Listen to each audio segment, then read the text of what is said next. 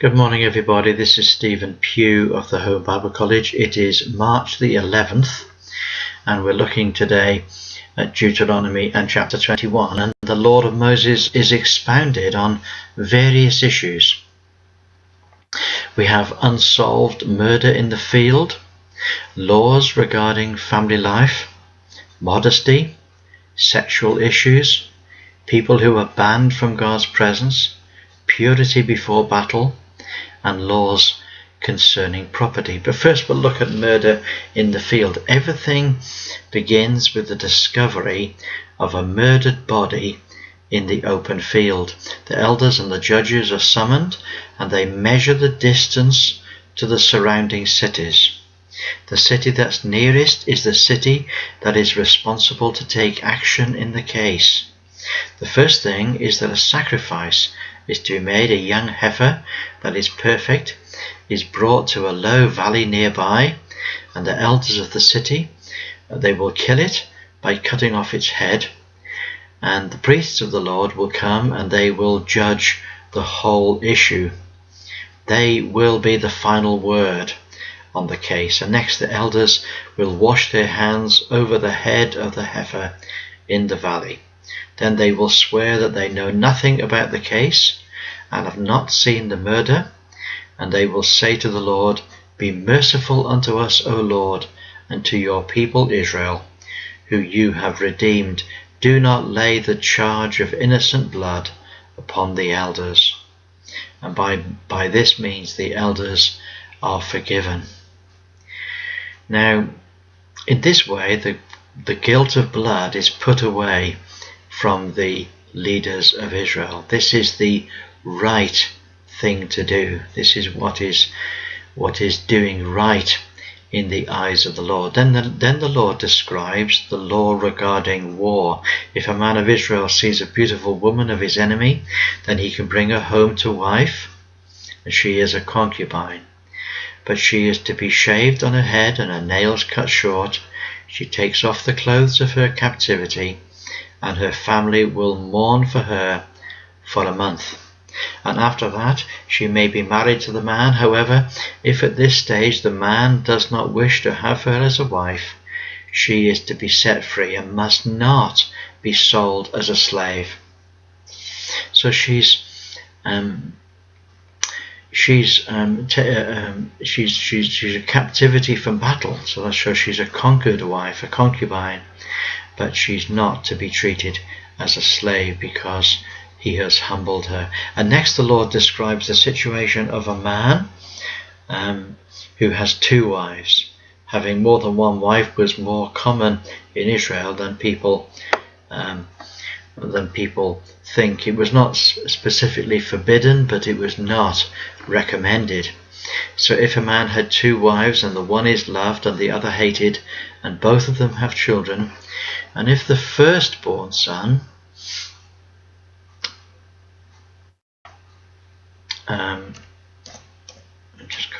if the firstborn son is hated, the firstborn son is of the hated wife, then he must not take the son of the loved wife to be the firstborn. The firstborn son, even of the wife he hates, is to be the one who has the double portion of the inheritance. Now another case is that if a couple have a son who is always rebellious, will not listen, will not obey his parents, then he is to be brought to the elders of the city, and they are to stone him, so that evil will be put out away from Israel. The particular crimes of the young man may be gluttony or drunkenness. If a man is executed by hanging him on a tree, then his body is to be exposed, or is not to be exposed all night on the tree. Sorry about this little words here that sometimes are incorrectly in the right order. He is to be buried, that day, the man who dies executed on a tree comes under the curse of God. In this way, Christ suffered and died and became the object of the wrath of God in our place. This removal of the body prevented the land from coming under the curse of God. Then the Lord turns to other less serious laws. If a man sees his brother's sheep or ox going astray, he's not to keep it secret, but will bring the sheep home to his brother. But if his brother lives a long way away, then he can look after them until he can arrange to deliver them back to him. And the same will be true of any of his brother's possessions. Then the Lord says that a woman is not to wear anything that belongs to a man, and a man must not put on female clothes. Now this is an interesting law because clothes change over the years. And certain clothes that are deemed to be female or male over the years do actually change. They change in their shape and size and the way they're made. But the important thing is not just about the clothing. The important thing is about the mocking of the different sexes. So a man will not dress as a woman is commonly dressed, and a woman will not dress as men commonly dress. All those that do this are an abomination to the Lord. If a man is out hunting birds, he must not take the mother when she's sitting on her eggs. The mother bird is to be free. The young ones or the birds can be taken and reared. When building a house, the roof must have a wall around the flat roof to prevent accidental falls. A vineyard must not be sown with different types of seed. An ox and a donkey must not plough together in the same yoke.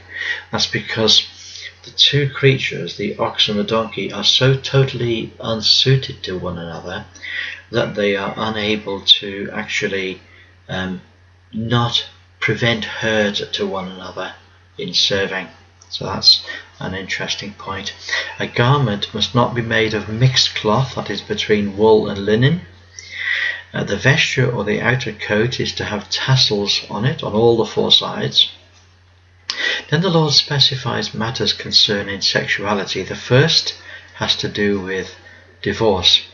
If a man marries a wife but later turns against her in his heart, speaks against her saying she was defiled before her marriage, then the father and the mother of the girl will bring the tokens of her virginity to the elders of the city who sit in judgment in the gate on the case. The father will bring his complaint to them and show the tokens of her virginity, and the elders of the city will take the man and punish him. They will also fine him 100 shekels of silver and give it to her father because he has brought shame on a virgin of Israel. She still remains his wife. He's unable to divorce her. He may never divorce her all his days.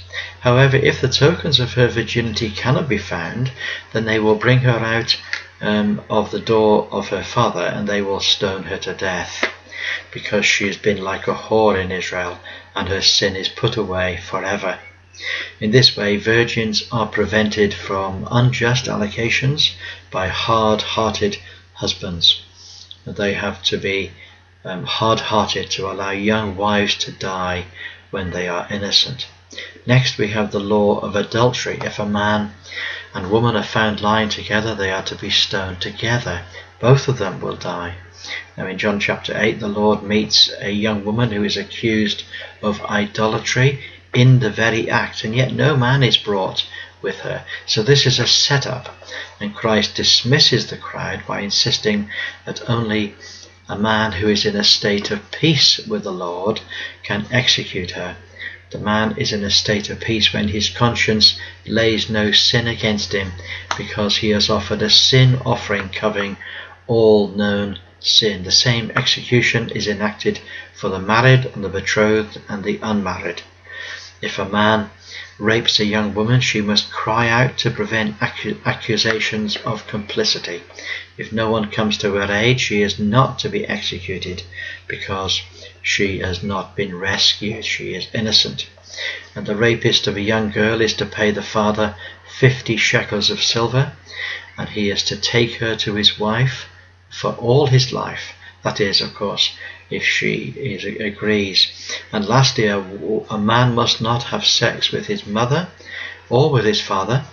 Next, the Lord gives specific instructions concerning those people who are unable to become members of the congregation of the Lord. Now,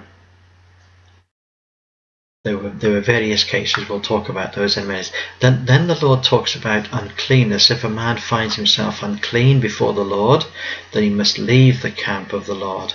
But when evening comes, he may wash and re-enter the camp.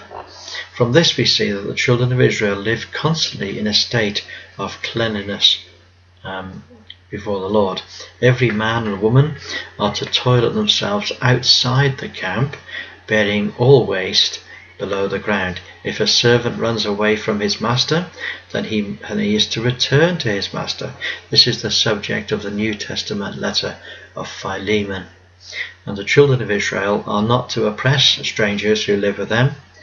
Prostitution and homosexuality are completely forbidden in Israel, and the proceeds of prostitution and the cost of a dog is never to be allowed to be given to the Lord. Both are an abomination to the Lord. No man will charge his brother interest on a loan. When a promise is made to pay in the Lord's name, then the money must be paid. However, it is not a sin to not promise to pay without calling on the Lord's name. What a man promises to do in the Lord's name, he must do. If a man visits his brother's vineyard, he may eat all he can, but he cannot put anything in a container for later. In a similar way, a poor man may eat his neighbour's corn, but only in his hand. He must not use a sickle to gather corn. Now, all of these laws are absolutely fascinating, but I just want to bring to your attention a little phrase. It's to do with the murder in the field. It says in verse 9, "So shalt thou put away the guilt of innocent blood from among you, when you shall do that which is right in the eyes of the Lord." So all of these laws of the Mosaic covenant were about doing that which is right in the sight of the Lord. And those people that do that which is right are called the righteous. They're called the righteous. Those that do that which is evil in the sight of the Lord are sinners. They have failed to meet up to the standard of righteousness, and therefore they perish. They die. Well, God bless you. It's great to speak to you. I look forward to catching up with you again tomorrow. Have a great day, and God bless you all. Bye for now.